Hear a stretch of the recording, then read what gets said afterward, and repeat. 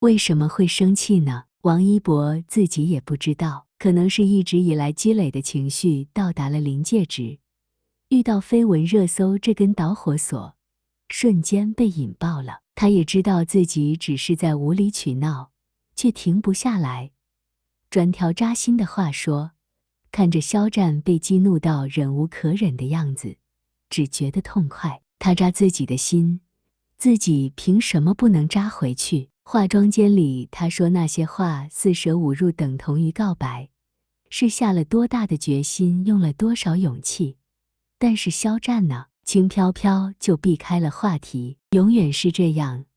无论他多么用力打下去，那个男人永远有办法让他的拳头落在棉花上。他一颗心炙热滚烫，却上不得下不得，前进不得后退不得，悬在半空，让他整个人都仿佛待在真空中似的，无法呼吸，不能挣脱。肖战的意思，就算是傻子也明白了，明明知道他最介意什么，还要特意强调给他听，是往他心口最软的地方戳，让他趁早断了念想。他很明白，也很懂事的不再越界，但他没办法完全疏远对方。之前试过了，他根本做不到，就把肖战当成一个普通的朋友好了。他自欺欺人地想，一个并不特殊的哥哥，可以一起玩一起闹，可以打架互怼，就像好兄弟那样。他并不贪心，这样就好了，更多的不会再去奢望。然而自以为收拾好了的心情，却在看到男人绯闻热搜的瞬间被打回原形。那样亲密的合照，他们之间都没有过。所以入戏太深并不是特例，不是因为《陈情令》，更不是因为他王一博，而是每一部戏，每一个搭档，肖战都会深深投入。换了别人来演蓝湛，肖战依然会是这样，依然会和别人亲密无间，无话不谈，依然会对别人嘘寒问暖，细心照顾，依然会笑得眉眼弯弯，会很可爱的撒娇，会喊蓝二哥哥，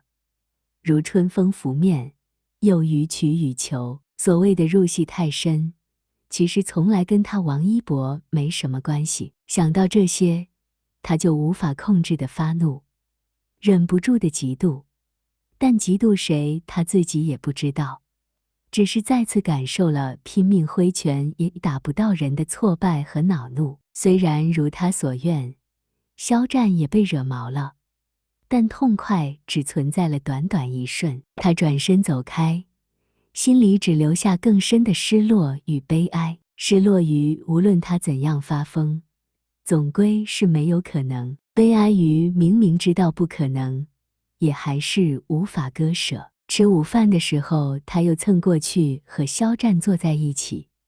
男人看了他一眼，没有说话。他惊讶于自己越来越厚的脸皮，直接伸筷子到对方盘子里，说：“我要吃茄子。”肖战冷着一张脸：“我又没说要给你吃，反正你也不吃，扔了浪费，扔了也不给你吃，我偏要吃。”他加快速度，把对方盘子里的茄子全夹了过来。肖战目瞪口呆地看着他：“王一博，你是魔鬼吗？”他勾勾嘴角，说：“是啊，爱我你怕了吗？”见他露出笑容，肖战也缓和了神色，问他：“封好了？”他知道男人是在说上午的事情，停下手里的动作，盯着那餐盘一动不动。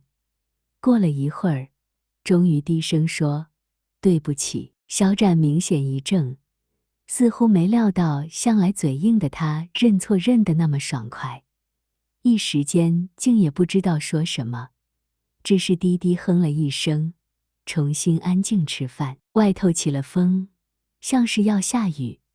片场有非常多又高又密的植物，叶子被吹得哗哗作响。他戏服上2根飘逸的衣带也在风中舞动。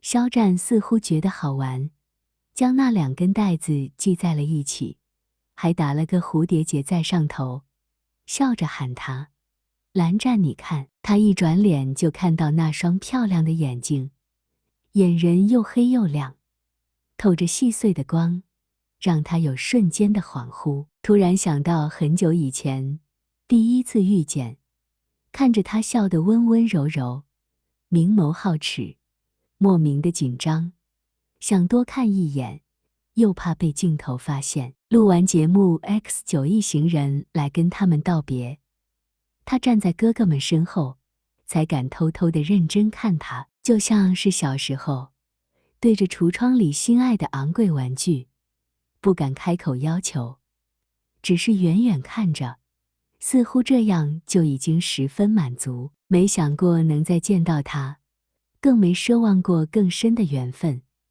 然而命运如此神奇，兜兜转转，竟然又把他送到了自己面前。爱是想触碰又收回手，试过不打扰，试过抽离，试过放弃，试过重新做回那个小心翼翼的孩子，偷偷的，远远的看着，但是没法做到，他真的没有办法做到。这一次不仅仅是玩具，不仅仅是喜欢，不仅仅是因为那张好看的脸，而是更深的羁绊和渴望，想大声呼喊他，想牢牢抓紧他，想把他揉进怀里，放肆亲吻，时时刻刻。所以没有办法再回到无欲无求的状态，所以不愿再做那个偷偷摸摸的小孩子，所以这一次想勇敢地伸出手，去追求，去争取，哪怕受伤也没有关系，